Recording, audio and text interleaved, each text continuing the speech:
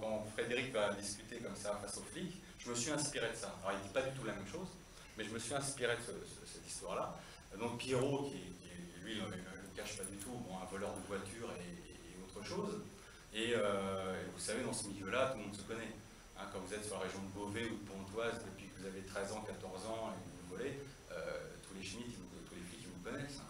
Donc, ils vous reconnaissent. Donc, un soir, il part comme ça, voler en bagnole, et puis il voit une bagnole, et puis à un moment, il est sur une petite départementale, et il voit une bagnole de flic en travers. Et dans ce milieu-là, bon, vous avez deux solutions. Hein. Soit vous passez à côté, et vous essayez de vous enfuir, soit la personne qui est dans la bagnole en face de vous tire, et c'est fréquent, hein, malgré ce que me disait une personne récemment, c'est fréquent. On n'est pas à Los Angeles, mais c'est fréquent.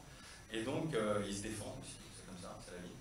Donc, ce jour-là, Pierrot voit la bagnole de flic, et le flic, il n'est pas dans sa bagnole, il est sorti de sa bagnole, enfin un des trois flics, il sort de sa bagnole et il se met entre la portière et le bas de caisse, comme ça, et la caisse, comme ça. Et il s'appuie sur le dessus avec son flingue de la fenêtre et vise et tire dans la direction de la voiture de Pierrot.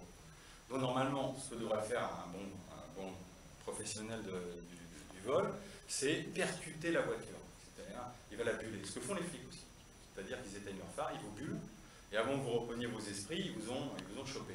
Ben là, le voleur, il doit faire pareil. Il doit buller la bagnole de flic, et le temps que les flics sortent du choc, finalement, vous êtes échappé. Mais là, il se fait engueuler par les autres mecs dans la bagnole, quasiment Pierrot, parce qu'il décide de ne pas buller la bagnole. Mais il prend un travers-champ. Il réussit à s'échapper tout en prenant quelques bastos dans le bas-côté, et l'affaire se tasse. Le lendemain, Pierrot se pointe au commissariat. Et ce qu'ils appellent la schmitterie, et donc ils arrivent, et il dit, bon voilà, et puis il va au truc, et puis il fait, dis-moi là, alors l'autre lui dit, Pierrot, et il dit, le mec là, il y a un mec là, il m'a tiré dessus là, hier soir, tu vas me le chercher là. Le mec, il dit, bon, il va chercher les trois mecs, ils descendent, les trois mecs ont le pétard comme ça, la main dessus, on ne sait jamais ce qui peut arriver avec un mec comme ça, et tout de suite, la première chose qu'il dit, bonjour Pierrot, ils se connaissent. Et l'autre, il fait, dis-moi, c'était toi qui étais dans la bagnole hier soir? Il fait, écoute, je vais te dire un truc, moi je suis un voleur, c'est mon métier. Toi, t'es flic, c'est ton métier. Mais moi, je ne suis pas là pour faire des orphelins. Tu vois? Alors la prochaine fois que tu veux m'arrêter, il n'y a pas de problème, tu me tires dessus, c'est ton métier. Et tu restes dans ta bagnole de flic.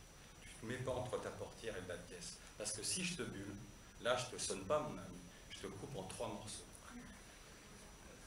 Alors la prochaine fois, tu fais ça. Oui, Pierrot.